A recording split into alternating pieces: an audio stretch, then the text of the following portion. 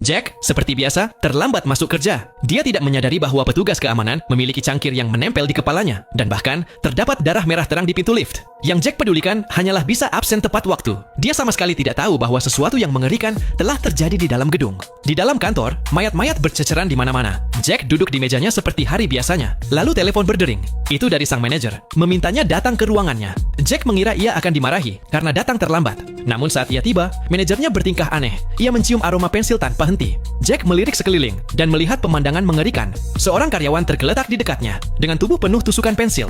Sebelum Jack sempat bereaksi, tiba-tiba sang manajer yang telah berubah menjadi sesuatu yang tidak manusiawi melemparkannya keluar dari ruangan.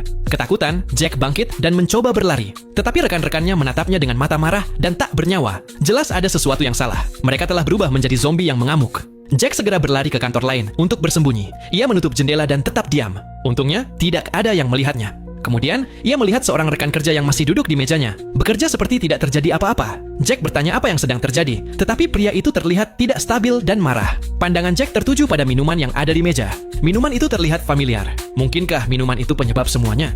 Saat Jack mencoba pergi, ia tidak sengaja menendang kabel listrik. Rekan kerja itu, yang telah mengerjakan laporannya selama 3 hari tanpa pernah menyimpan, kehilangan seluruh pekerjaannya. Marah besar, dia menghancurkan komputernya dan melempar Jack ke seberang ruangan. Kini jelas, orang itu juga seorang zombie. Tanpa pilihan lain, Jack melawan. Dalam pergulatan itu, ia tanpa sengaja membunuh rekan kerjanya. Setelah tenang, Jack mencoba menelepon polisi. Tetapi karena sinyal telepon diblokir selama jam kerja, ia menelepon ruang komunikasi. Tepat ketika operator menjawab, seorang pria gila bertubuh besar di sebelahnya tiba-tiba membunuhnya. Saat itulah Jack sadar gedung itu tidak aman lagi. Ia berpura-pura bekerja dan berjalan hati-hati melewati kantor yang penuh zombie. Untungnya, para zombie terlalu sibuk saling berkelahi sampai tidak menyadarinya. Jack berhasil mencapai tangga darurat dan hendak keluar dari gedung ketika tiba-tiba ia teringat bahwa pacarnya masih di dalam. Ia bergegas ke kantor pacarnya dan hendak membawanya pergi. Tetapi, tanpa sengaja ia menabrak minumannya. Pacarnya marah dan melempar Jack ke seberang ruangan. Namun sesaat kemudian, dia bertingkah seperti tidak terjadi apa-apa. Jack menyadari bahwa dia belum sepenuhnya berubah menjadi zombie. Mungkin karena dia belum menghabiskan minumannya.